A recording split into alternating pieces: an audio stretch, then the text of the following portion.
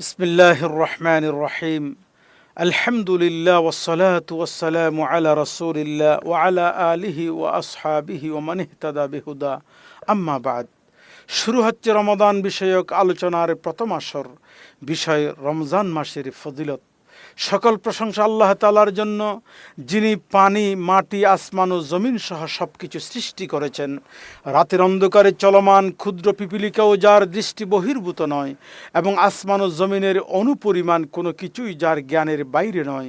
ইয়াকুলুল্লাহু সুবহানাহু ওয়া তাআলা লাহু মা ফিস সামাওয়াতি ওয়া মা ফিল আরদ ওয়া মা বাইনাহুমা ওয়া মা তাহতা আস-সারা ওয়া ইন তাজহার বিল কওলি ফাইন্নাহু ইয়ালামুল সিররা ওয়া আখফা আল্লাহু লা ইলাহা ইল্লা হুয়া লাহুল আসমাউল হুসনা।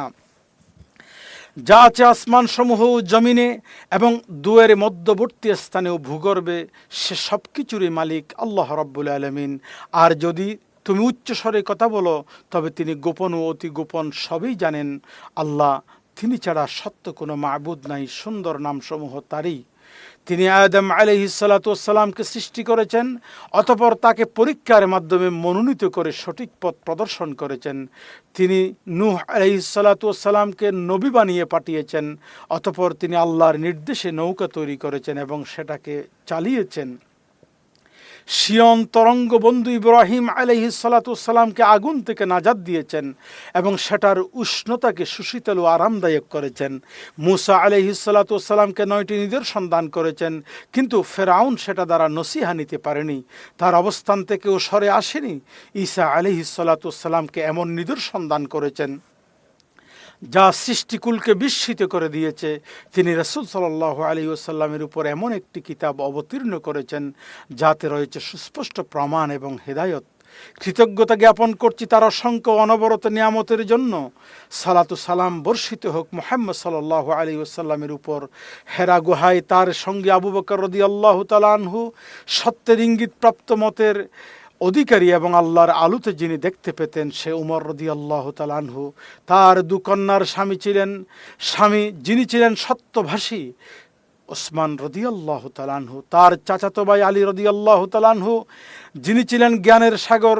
তাদের সবার উপর আরও বর্ষিত হোক অপরাপর সম্মানিত আহলে বাইত ও সাহাবায়ে কেরাম রিদওয়ানুল্লাহি তাআলা আলাইহিম আজমাইনদের উপর, যাদের শ্রেষ্ঠত্ব জগতে ছড়িয়ে পড়েছে। প্রিয় ভাই সকল, আমাদের নিকট সম্মানিত রমাদান মাস আগমন করেছে, যা ইবাদতের মহৎ মৌসুম। এ মাসে আল্লাহ তাআলা নেক আমলের সওয়াব সীমাহীন বৃদ্ধি করে দেন। ইয়াকুলুল্লাহু সুবহানাহু ওয়া তাআলা শাহরু রমাদান আল্লাযী উনজিলা ফীহিল কুরআন হুদাল লিন-নাসি ওয়া বায়্যিনাতিম মিনাল হুদা ওয়াল ফুরকান। রমাদান মাস যাতে নাজিল হয়েছে আল কোরআন আল করিম মহাগ্রন্থ, যা বিশ্ব মানবের জন্য হেদায়ত, সুস্পষ্ট পথ নির্দেশক এবং হক ও বাতিলের মধ্যে পার্থক্যকারী। এ মাস রহমত, মাগফিরাত, জাহান্নাম থেকে মুক্তির মাস।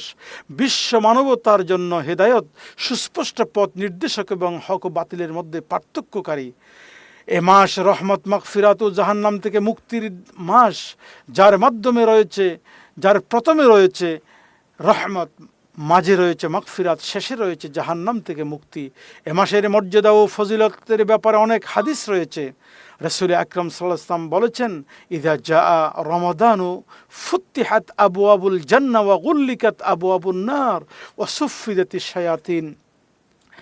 যখন রমাদান মাস আগমন করে, তখন জান্নাতের দরজাসমূহ খুলে দেওয়া হয়, জাহান্নামের দরজাসমূহ বন্ধ করে দেওয়া হয় এবং শয়তানকে শৃঙ্খলাবদ্ধ করে রাখা হয়। এ মাসে জান্নাতের ধারসমূহ খুলে দেওয়া হয় অধিক হারে নেক আমল করার জন্য, আমলকারীদের উৎসাহ প্রদানের জন্য। আর জাহান্নামের দ্বারসমূহ বন্ধ করে দেয়া হয় ইমানদারদের গুনাহ কম অনুসৃত হওয়ার কারণে। শয়তানকে শৃঙ্খলাবদ্ধ করে রাখা হয় যাতে সে অন্যান্য মাসের মতো এই মোবারক মাসে মানুষকে পথভ্রষ্টতার দিকে নিয়ে যেতে না পারে। রাসূল করিম সাল্লাল্লাহু আলাইহি ওয়াসাল্লাম এ মাসের ব্যাপারে 5টি বৈশিষ্ট্যের কথা উল্লেখ করেছেন। আমার উম্মতকে রমজান মাসে 5টি বৈশিষ্ট্য দান করা হয়েছে, যা পূর্ববর্তী কোনো উম্মতকে দেয়া হয় না। 1 নম্বর, সিয়াম পালনকারীর মুখের না খাওয়াজনিত গন্ধ আল্লাহ রাব্বুল আলামিনের কাছে মিশকের সুঘ্রাণ থেকে উত্তম। ইফতারের 2 নম্বর ইফতারের পূর্ব পর্যন্ত ফেরেশতাগণ সিয়াম পালনকারীদের জন্য মাগফিরাত বা দোয়া করতে থাকেন। 3 নম্বর, আল্লাহ তাআলা প্রতিদিন তার জান্নাতকে সুসজ্জিত করে বলেন, আমার নেককার বান্দাগণ কষ্ট স্বীকার করে অতি শীঘ্রই তোমাদের কাছে আসছে। চতুর্থত, দুষ্ট প্রকৃতির শয়তানদেরকে শৃঙ্খলাবদ্ধ করা হয়, ফলে তারা অন্য মাসের ন্যায় এ মাসে মানুষকে গোমরার পথে নিয়ে যেতে সক্ষম হয় না বেশি। রমজান মাসের পঞ্চমতম বৈশিষ্ট্য হচ্ছে শেষ রজনীতে সিয়াম পালনকারীদের জন্য ক্ষমা করে দেয়া হয়। বলা হলো, হে আল্লাহর রসুল, এ ক্ষমা কি কদরের রাতে করা হয়? রসুল সাল্লাল্লাহু আলাইহি ওয়াসাল্লাম বললেন, না, বরং কোনো শ্রমিককে তার পারিশ্রমিক তখনই দেয়া হয় যখন সে কাজ সম্পাদন করে। আমার দিনী ভাইরা, এ মূল্যবান 5টি বৈশিষ্ট্য আল্লাহ তাআলার অন্য সকল উম্মতের মধ্য থেকে কেবল আপনাদের জন্য দান করেছেন এবং এর মাধ্যমে আপনাদের উপর নেয়ামত পূর্ণ করে ইহসান করেছেন। এভাবে আল্লাহ কতই নেয়ামত আমাদেরকে দান করেছেন। ইয়াকুলুল্লাহু সুবহানাহু ওয়া তাআলা, কুনতুম খায়রা উম্মাহ উখরিজাত লিন-নাস তা'মুরুনা বিল মা'রুফ ওয়া তানহাউনা আনিল মুনকার ওয়া তু'মিনুনা বিল্লাহ। তোমরা শ্রেষ্ঠ উম্মত, মানুষের কল্যাণের জন্যই তোমাদেরকে বের করা হয়েছে। তোমরা সৎ কাজের আদেশ করবে, অসৎ কাজ থেকে বিরত রাখবে, আর আল্লাহর প্রতি দৃঢ় ঈমান রাখবে। হাদিস শরীফে উল্লেখিত 5টি বৈশিষ্ট্যের ব্যাখ্যা হচ্ছে এই: সিয়াম পালনকারীর মুখের না খাওয়া জনিত গন্ধ আল্লাহর কাছে মেশকের চাইতে অধিক উত্তম ঘ্রাণ সম্পন্ন। আর খালুফ শব্দটি প্রথম হরফে পেশ ও জবর যুক্ত হয়ে অর্থ দেয় পাকস্থলী খাবার শূন্য হলে মুখের ঘ্রাণের পরিবর্তন এবং এক প্রকার ভিন্ন গন্ধ সৃষ্টি হয়। এই গন্ধ মানুষের কাছে অপ্রিয় হলেও মহান আল্লাহ সুবহানাহু ওয়া তাআলার কাছে অতি প্রিয়, কেননা এই গন্ধ আল্লাহর আনুগত্য ও ইবাদতের কারণে সৃষ্টি হয়েছে। আর প্রত্যেক অপ্রিয় জিনিস যা আল্লাহর আনুগত্য তার ইবাদতের কারণে সৃষ্টি হয়, আল্লাহর কাছে তা অতি প্রিয়, অতি ভালোবাসার।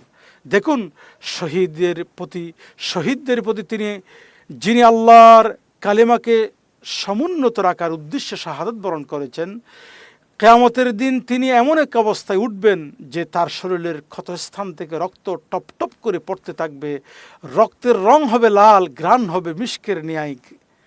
অনুরূপভাবে হাজিদের ব্যাপারে বলা হয়েছে, আল্লাহ তাআলা আরাফাতের ময়দানে অবস্থানরতদের ব্যাপারে ফেরেশতাদেরকে গর্ব করে বলবেন, উনজুরু ইলা ইবাদি হাউলাই জাউনি শুআতান গুবরা, তোমরা আমার বান্দাদের প্রতি লক্ষ্য করো, এরা আমার কাছে এলোমেলো চুল ধুলিমাখা অবস্থায় হাজির হয়েছে।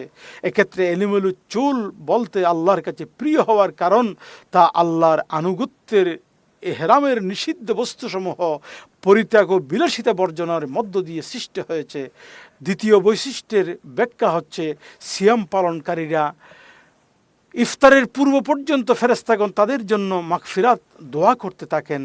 তারা আল্লাহর কোনো নির্দেশ অমান্য করে না, বরং তার সকল নির্দেশ পালন করে থাকে। যেহেতু আল্লাহ তাআলা তাদেরকে সিয়াম পালনকারীদের জন্য দোয়ার অনুমতি দিয়েছেন, এজন্য তারা আল্লাহর কাছে কবুল হওয়াই অধিক যুক্ত। তৃতীয় বৈশিষ্ট্য হচ্ছে, নিশ্চয় আল্লাহ তাআলা মাহে রমজানে প্রতিদিন জান্নাতকে সুসজ্জিত করেন এবং তাকে লক্ষ্য করে বলেন, অতি শীঘ্রই তোমার নেককার বান্দাগণ দুনিয়ার ক্লেশ যাতনা সহ্য করে তোমার কাছে আসছে। চতুর্থ বৈশিষ্ট্য হচ্ছে, বিতাড়িত শয়তানকে শৃঙ্খলাবদ্ধ করা হয়, এর ফলে তারা আল্লাহর নেককার বান্দাদের মাঝে গোমরা করার সুযোগটি পায় না। এ কারণে আপনি দেখবেন নেককার বান্দাগণ অন্যান্য মাসের তুলনায় এ মাসে নেক কাজের প্রতি অধিক উৎসাহী হয় এবং গুনাহের কাছ থেকে দূরে থাকে। পঞ্চম বৈশিষ্ট্য, আল্লাহ তাআলা মাহে রমজানের শেষ রাতে উম্মতে মুহাম্মদীকে ক্ষমা করে দেন। যখন তারা সিয়াম কিয়াম মুবারক মাসে করতে থাকে, তখন আল্লাহ রব্বুল আলামিন বিশেষভাবে তাদেরকে ক্ষমা করেন। এই সিয়াম পালন যথাযথভাবে করা মহান আল্লাহর পক্ষ থেকে নিঃসন্দেহে একটি মেহেরবানি। তিনি তাদের আমল থেকে তাদের পরিপূর্ণ প্রতিদান দিয়ে তাদের প্রতি দয়া ও মেহেরবানি করেন, কারণ একজন কাজের লোককে কাজের শেষেই তো তা পূরণ করা হয়, অর্থাৎ তার প্রতিদান দেওয়া হয়। আল্লাহ তাআলা বলেন, নাকি তাদের জন্য কোনো শরিক বা অংশীদার ব্যক্তিবর্গ আছে যারা তাদের জন্য কোনো দিন বা জীবন আদর্শ চালু করেছে যা আল্লাহ মোটেই অনুমতি দেয়নি। অর্থাৎ এখানে আল্লাহ তাআলা তার বান্দাদের জন্য এই মাহে রমজানে নেক আমল করার জন্য এমন ব্যবস্থা করেছেন যা তাদের মর্যাদা বুলন্দ করা সহ তাদের গুনাহ মাফের কারণ হবে। দ্বিতীয়ত, আল্লাহ তাআলা তার বান্দাদের এ মাসে নেক আমল করার তৌফিক দান করেন, অথচ অধিকাংশ মানুষই এ নেক আমলকে পরিত্যাগ করে থাকে। যদি আল্লাহর সাহায্য মেহেরবানি তাদের প্রতি না থাকতো তবে তারা নেক আমল করতে পারত না। আল্লাহ জাল্লা ফিউলা কোরআন শরীফে ইরশাদ করেন, ইয়ামুন্নুনা আলাইকা আন আসলামু কুল লা তামুন্নু আলাইয়া ইসলামাকুম বালিল্লাহু ইয়ামুন্নু আলাইকুম আন হাদাকুম লিল ঈমানি ইন কুনতুম সাদিকিন। তারা আপনার প্রতি ইসলাম গ্রহণের ইহসান অনুগ্রহ প্রকাশ করছে। আপনি বলে দিন, তোমরা ইসলাম গ্রহণ করে আমার প্রতি অনুগ্রহ প্রকাশ করো না, বরং আল্লাহ তোমাদের প্রতি অনুগ্রহ করেছেন, তিনি মেহেরবানি করে তোমাদের ঈমানের পথে পরিচালিত করেছেন, যদি তোমরা তোমাদের দাবিতে সত্যবাদী হও। তৃতীয়ত, আল্লাহ তাআলা এই মাসে রমদানের অনেক প্রতিদান দিয়ে মেহেরবানি করেছেন। আমার ভাইয়েরা, মাহে রমদান একটি বিরাট নিয়ামত আমাদের সকলের জন্য। এ নিয়ামত তার জন্য যার কাছে এই মাস পৌঁছার পর সে যথাযথভাবে এই মাসের হক পালন করে আদায় করে গুনাহ থেকে বেঁচে থেকে নিজে আমলের জগতে নিজেকে অধিক আগ্রহের সাথে এগিয়ে নে, গাফলতি ছেড়ে দিয়ে আল্লাহর জিকিরে মত্ত হয়, তার থেকে দূরত্ব ছেড়ে তার নৈকট্য অর্জনে আল্লাহর অতি নিকটে চলে যায়। এরাই হচ্ছে মূলত সত্যিকার অর্থে সফল। তাই তো কবি বলেছেন, হে অমুক ব্যক্তি যার গুনাহ রজব মাসে যথেষ্ট পরিমাণ হয়েছে, এমনকি শাবান মাসেও সে তার রবের প্রতি নাফরমানি করেছে। রজব ও শাবান মাসের পর তোমার কাছে সুশীতল ছায়া বিস্তার করে মাহে রমদানের হাজির হয়েছে। তাকে তুমি পাপের মাস বানিয়ে নিও না। কোরআন তেলাওয়াত করো, গভীর মনোনিবেশের মধ্য দিয়ে কোরআনকে বুঝার চেষ্টা করো, তাসবিহ পাঠ করো, কারণ এটা কোরআন তেলাওয়াত ও তাসবিহ তাহলিলের মাস। তোমার আত্মীয় স্বজন, নিকটাত্মীয়, পরিবার পরিজন, ভাই বোন, পাড়া প্রতিবেশী, যাদের অনেকেই তুমি চিনতে জানতে, তারা সিয়াম পালনের মধ্য দিয়ে নিজেদের জীবন অতিবাহিত করেছে।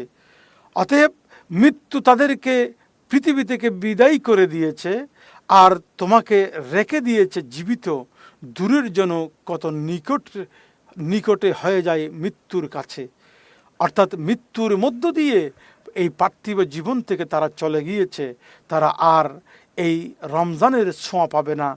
যখন মৃত্যুর মধ্য দিয়ে চলে গেছে, সেখান থেকে তোমাকে শিক্ষা নিতে হবে যে আল্লাহ রাব্বুল আলামিন আমাকে, আপনাকে, আমাদের সকলকে যে সুযোগ দিয়েছেন যে রমদান মাস আমরা এখনও পেয়েছি, জীবদ্দশায় আছি, এই মাসকে সত্যিকার অর্থে আমাদের সকলকে কাজে লাগাতে হবে, যাতে করে সিয়াম কিয়ামের মাধ্যমে, ইবাদতের মাধ্যমে আমরা যেন আল্লাহ জাল্লা ফিউলার কাছে ক্ষমা প্রার্থনা করতে পারি, বেশি বেশি গুনাহ মাফের কারণসমূহ আমালে সালেহা যেন করতে পারি, সেই তৌফিক আল্লাহ জাল্লা ফিউলার কাছে আমরা কামনা করি। পরিশেষে বলবো, হে আল্লাহ, আপনি আমাদের জাগ্রত করুন, উদাসীনতার নিদ্রা থেকে আমাদেরকে জাগ্রত করুন। তৌফিক দিন প্রস্থানের আগেই, দুনিয়া থেকে বিদায় নেওয়ার আগেই তাকওয়ায় সুসজ্জিত হতে, অবসর সময়গুলো যেন কাজে লাগাতে পারি। হে শ্রেষ্ঠ করুণাময়, আপনি আপনার দয়ায় ক্ষমা করুন আমাদেরকে, আমাদের পিতামাতা ও সকল মুসলিম মুমিন মুমিনাতদেরকে ক্ষমা করুন। আল্লাহ সালাতু সালাম নাজিল করুন আমাদের নবী মুহাম্মদ সাল্লাল্লাহু আলাইহি ওয়াসাল্লাম ও তার পরিবার পরিজন এবং সকল সাহাবীদের উপর। আজ এ পর্যন্তই, পরবর্তী আসরে আমাদের সঙ্গে থাকবেন এ প্রত্যাশায় শেষ করছি। আসসালামু আলাইকুম ওয়া রাহমাতুল্লাহি তাআলা ওয়া বারাকাতুহু।